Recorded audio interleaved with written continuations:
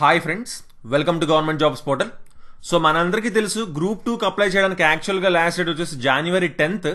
But దాన్ని extend చేశారనమాట. January 17th వరకు మనకి ఎక్స్టెండ్ చేశారు. క్లియర్గా మనకి నోటిఫై చేశారు.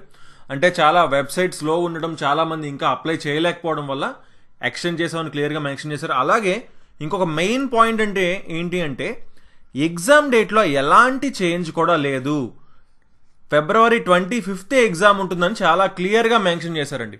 సో ఎగ్జామ్ డేట్లో అయితే ఎలాంటి చేంజ్ ఉండదు. బట్ ఓన్లీ లాస్ట్ డేట్ మాత్రం January 17th ఉంటుందన్నమాట.